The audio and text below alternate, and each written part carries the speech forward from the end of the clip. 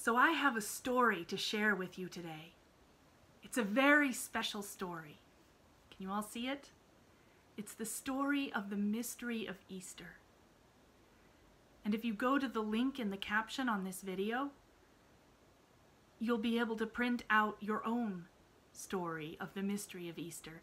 And as you can see, it's actually also a coloring book. So when you print it out, you'll be able to color all the pages for yourself. But first, listen to the story.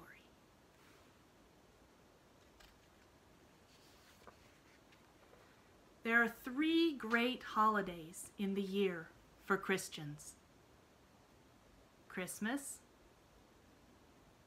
Easter, and Pentecost. Ouch! Ooh, that one's hot. That must be fire. Ow. I wonder which of these holidays we're celebrating right now.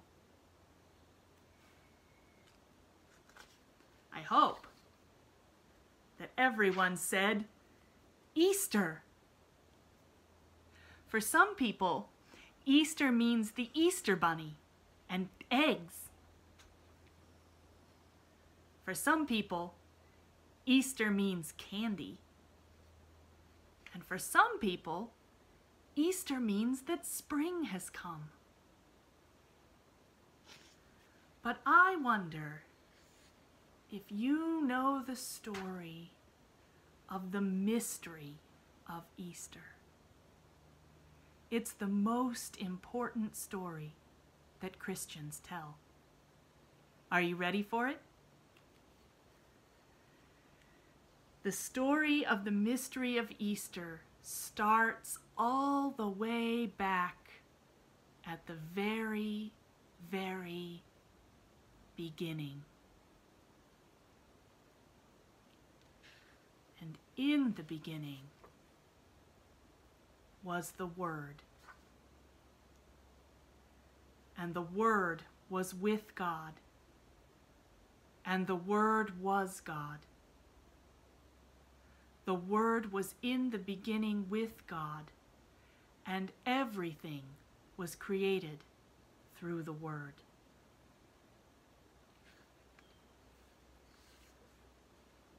The light and the water,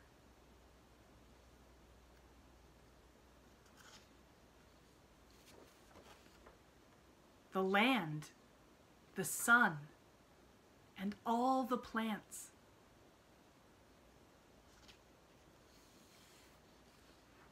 creatures that fly,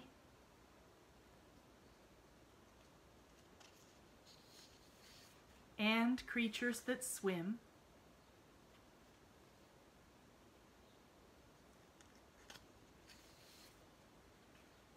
creatures that walk on 4 legs, creatures that walk on many legs, and creatures that have no legs, and creatures that walk on 2 legs, people like you and me.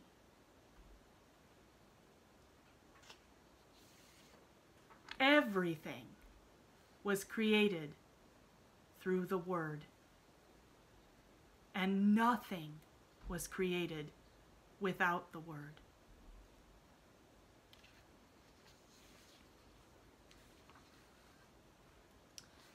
In the Word was life, and that life was the light of the world.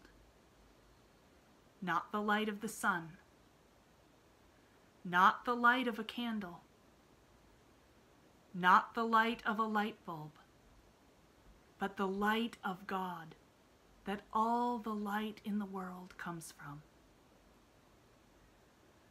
That light shines in the darkness, and the darkness cannot put it out.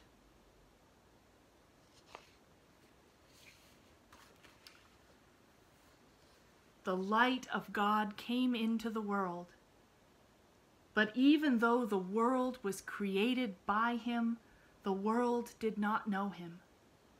He came to his own people, but his own people didn't recognize him.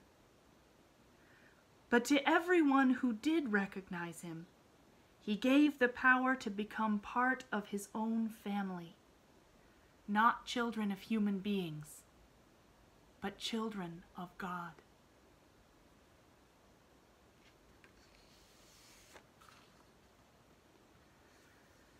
The Word of God became a human being and lived on earth with us. His name was Jesus. And as a human being, he said such wonderful things and did such amazing things that people followed him wherever he went. Sometimes he seemed like a prophet, and sometimes he seemed like a teacher, and sometimes he seemed like an ordinary carpenter's son. And some people thought he was wise, and some people thought he was crazy. But they all hoped that he was the person the prophets had said was coming, the one who would lead the people of God to freedom. So they kept listening to him.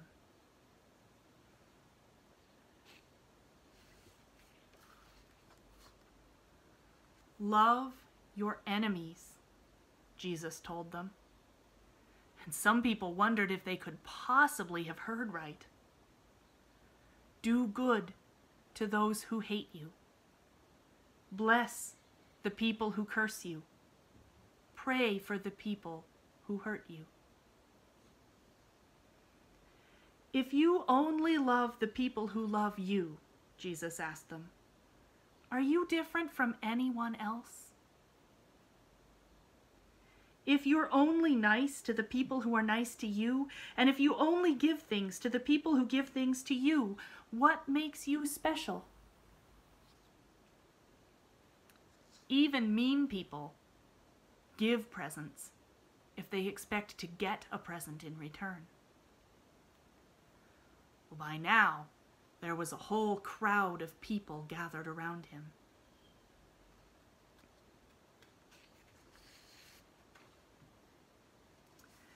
You are the people of God, Jesus told them, and God gives the light of the sun and the water of the rain to everyone, whether they love God or not.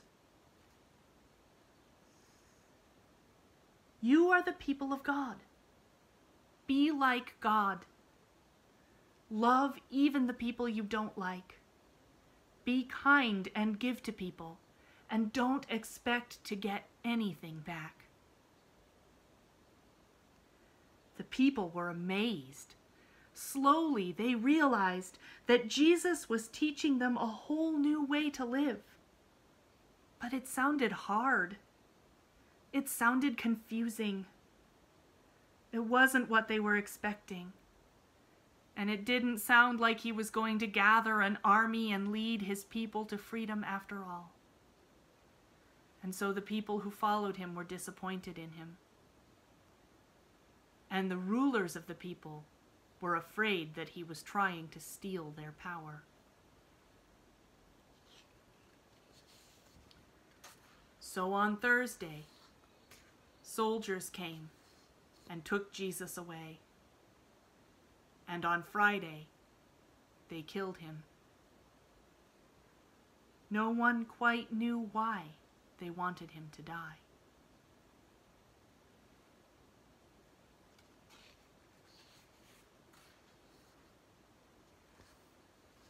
On Friday afternoon, Jesus died. And in the evening, they took his body down from the cross and buried it in a cave called a tomb. And they rolled a great stone over the door of the cave to close it like a door. And on Saturday, it was so quiet you could almost hear the earth breathe.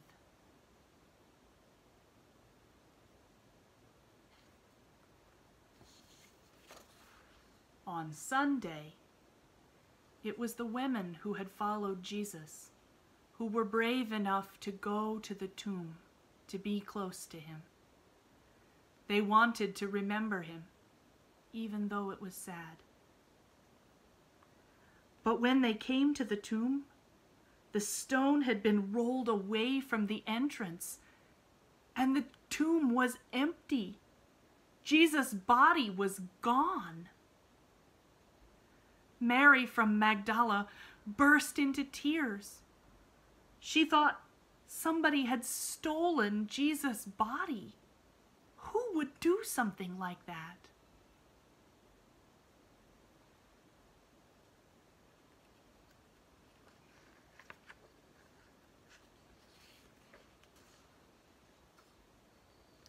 But while she was standing there crying, she heard someone behind her.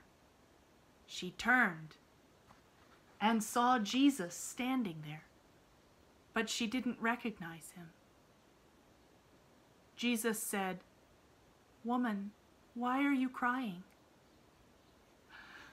Thinking that he was the gardener, Mary said to him, "Sir, if you have carried him away, please tell me where you took him."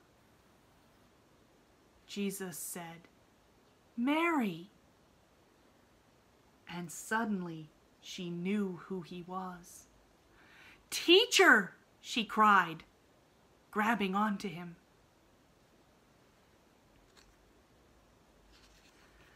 "Don't grab onto me," Jesus said. "My work is not done yet. But go and tell all the others the good news that I am alive. I will go ahead of them to Galilee, and they will see me there." Well, Mary and the other women ran to the other disciples and cried, "We have seen the Lord!" And they told them everything that he had said. Well, now everyone was more confused than ever.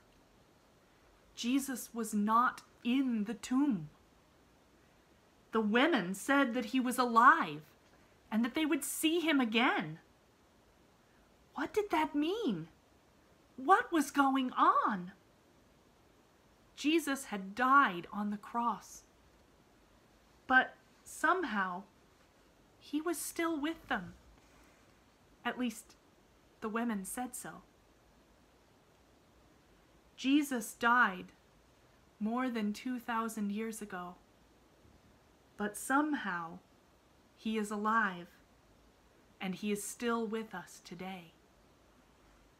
Because Jesus is the light of God that all the light in the world comes from.